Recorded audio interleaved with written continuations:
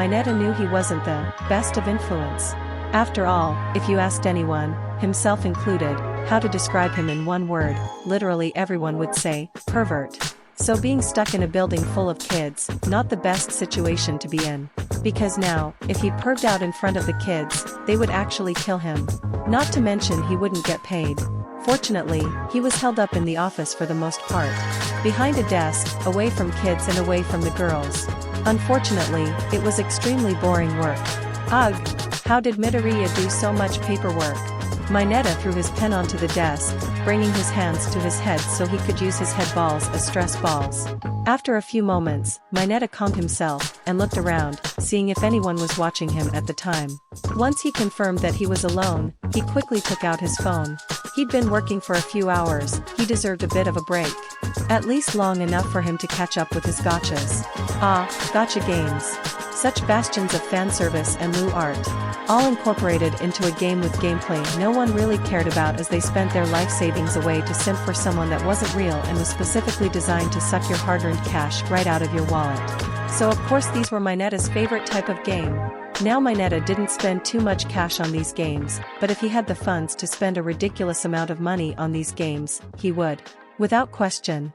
As Mineta opened one of the games, he suddenly heard a voice from his right. "What are you playing?" "Ah!" Mineta screamed, jumped in his seat, his head turned to see Netsu standing next to him, looking up at his phone. "When did you get here?" Not too long ago?" Netsu shrugged. "You were on your phone and didn't notice me. Whatcha playing?" It's a gacha game." Mineta had to focus very hard. And make sure he didn't slip and say anything that would cause the girls and Izuku to murder him. "A gacha game?" Netsu asked, looking at the phone. "Yeah, it's a video game you can play on a phone or tablet, where you can pull characters and use them to play, I guess," Mineta answered. "There are some where you can pull your favorite characters from your favorite anime or manga. Like Dragon Ball, One Piece, Pokemon, Flame Insignia. There are even some for characters from Marvel. And there's one game where you can pull real-life heroes called Strongest Heroes. And sometimes they have cool outfits." "That sounds neat." Netsu looked excited. "Can I try one? I mean, they're all technically free, so if you have a phone, sure, why not?" Mineta hoped that this would get this kid away from him. What's the worst that could happen? XXXXXXXX. "Something is off," Izuku said as he laid in his bed and looked at his phone. "What's up?" Achiko asked as she was doing some cleaning around Izuku's room. "The kid's phone usage. It's skyrocketing," Izuku said, looking at the kid's phone usage on his own phone. Izuku had gotten almost all of the kids' phones, for self-explanatory reasons. However, many of them didn't use them all that often. This was for a multitude of reasons. Mostly because most of the kids preferred to go outside rather than play with a phone. But also because they didn't really leave the house, so they always had access to a computer or TV, which was almost always better to use than a phone.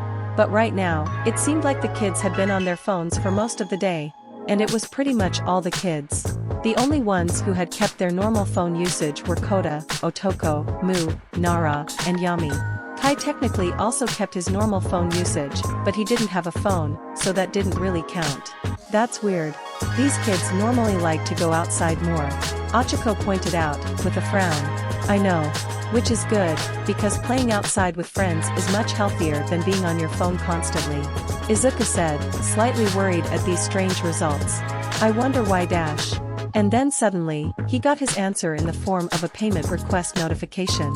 Shiroku is requesting a 10,000 yen purchase on Genshin Impact. Oh no. Izuku's eyes widened, as he started to see where this was going. And the continued notifications on his phone confirmed his suspicion. Netsu is requesting a 10,000 yen purchase on Dokkan Battle.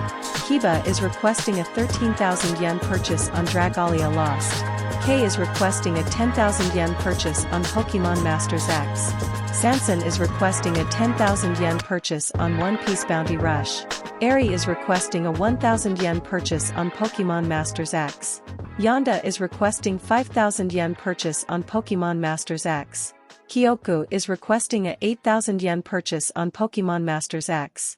Fu is requesting a 1,000 yen purchase on Dragalia Lost.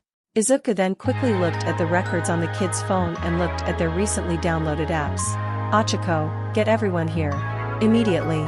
XXXXXXXX. After a few minutes, Achiko, along with Ida, Momo, and Inko had gathered all the kids but Nara, Yami, Otoko, Mu, Kai, and Koda, who were all now standing in his room. Fukunoko was even there, albeit hidden behind her hoodie, and standing behind Kei.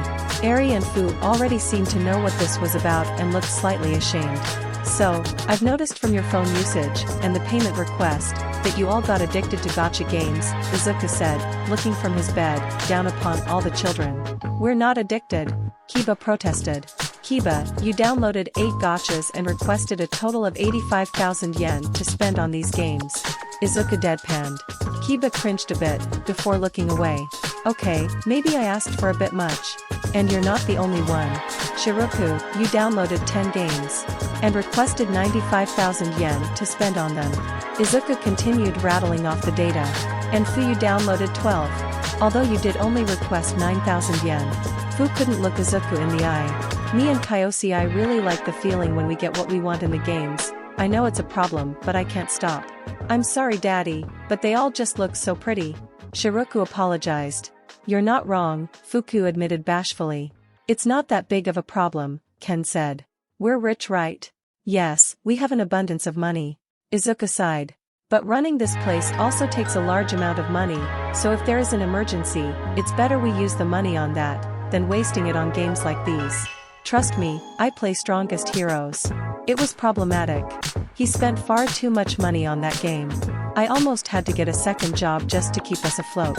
Inko sighed as she recalled Izuku's gacha period. You can end up spending your entire life savings on these games, and wasting all of your time on them, Izuku told the kids, as he purposely ignored addressing what his mother just said. Which is why we're gonna establish some rules. Ah, Ken and Netsu groaned, knowing they likely wouldn't like this. Firstly, you can only spend 4 hours a day on these games, Izuku told them. And remember, I see your phone usage, I will know if you go over that amount. Secondly, if you're going to spend money on these games, you can only spend your own money. Meaning that, now, you're all going to have to earn an allowance.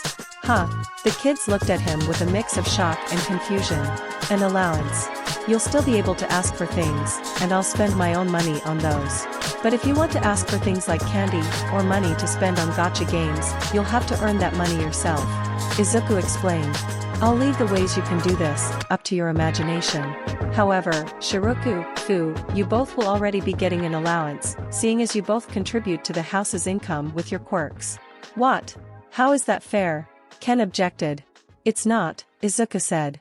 But this is to help prepare you for life. And as most of you are aware, life isn't fair.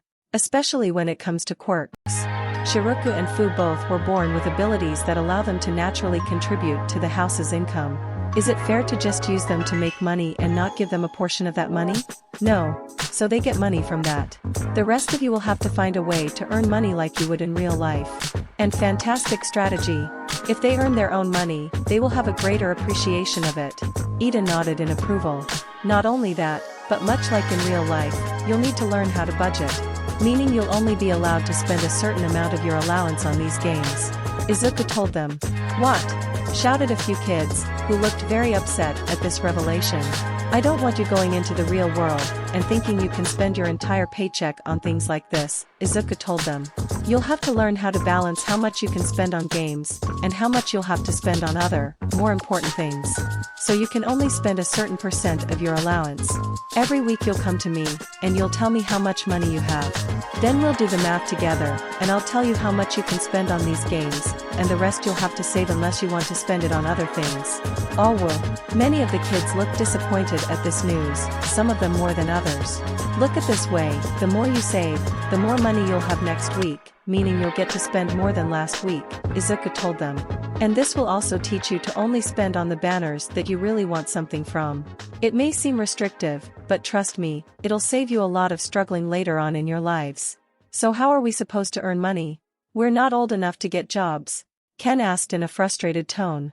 Well, let's talk about that, Izuku said. XXXXXXXXX. Hello, my wonderful viewers. And as you may have noticed, I have created a second channel. Kiba was currently streaming in her bedroom, getting ready to play Black Essence 2, as she addresses her audience. Ooh, what's this? A second channel? But why? Lady Kiba, please tell us why. Wait a minute, is there super chat here? I know many of you are wondering for what purpose does this secondary channel exist, and the reason is quite simple. Kiba said haughtily.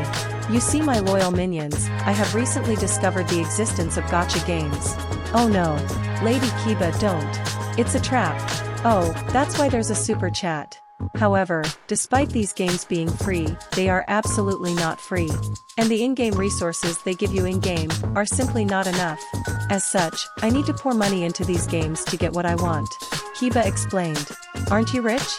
Don't you guys have lots of money? Yes, we have lots of money. However, Caretaker wants us to earn money for things like this. As such, I need all of your assistance. Kiba continued. Not just for myself, but I also need to support my siblings. Fu and Shiroku especially, as they are now charging me for their services because of their crippling gambling addictions. Really? Fu has a gacha addiction. Fu. Emotionless. Blank stare. Fu. Yes, he plays far too many of them for his own good. Kiba shook her head in disapproval. I'm not proud of it. But I can't stop. Fu admitted. It's okay, Fu. I have that problem too. Same. Now as for why this is on a separate channel. It's because when I make videos instead of streams, I can actually get ad revenue. Kiba explained. Because my previous channel is demonetized due to all the blood and gore. As such, this channel will only contain non-bloody things. Like games. Suddenly, Kiba got a notification. Oh, the first super chat donation. 5,000 yen. Thank you very much. And you said Fu thought of this idea, didn't he? How did you know? Man, Fu really wants that money.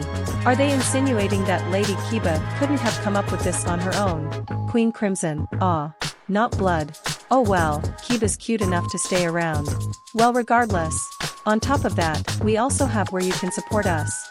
But of course, you will be rewarded for your donations. You may even get the chance to suggest something we may do in a video. Kiba suggested. As well as various other rewards. We also plan on releasing merchandise. Wow, they really want their gacha money. Buying all of it, immediately. Finally. Give me. I want it. I want it now. I value all of your support. None of you have to donate, but if you happen to have money to spare, then feel free to make an offering. Kiba said. And immediately after that, the donations poured in, securing their gambling addictions for a while longer. XXXXXXX. Izuku looked at all of the kids' phone usages once more, glad to see that it was down once again. His rules had various effects on the children. For Netsu, Sansen, Kei, Kyoku, and Yanda, it resulted in them basically going back to normal. Only casually playing the games. And for Kiba, Fu, Ken, and Shiroku, it caused quite a few changes as they were now looking for money to spend. Well, not so much Kiba. Kiba got her money very easily, and so basically she would enlist people to work for her, and they pay them. Most notably Ken, Shiroku, and Fu. Fu and Shiroku also did already have quite a bit of income, but seeing as they had it the worst when it came to addictions, they were pretty greedy when it came to money. Although Shiroku only actually charged Kiba for clothing, because she knew Kiba had the money to spend. That and Kiba had found that paying for her clothes actually made it satisfying. This had also inspired Shiroku to work even harder on making her clothes. Saying that one day she would have so much money, she wouldn't need to worry about how much she spent on gachas, which was good. Fukunoko was in between the two groups. She spent most of her time in her room, so there was not much stopping her from continuing to play the games for a while, but she didn't really have a way to get income. Well, at least that was the case. XXXXXXXXX. A tea party. Fuku panicked behind her door. That's right. And this is my invitation to you. Kiba proclaimed from outside. Who else is coming? Fuku asked. Maybe if it's just a few people, like Eri and Kei. Well, it's Eri, Kei, Fu, Yanda, Kyoku, and Nara, Momo, and Mina.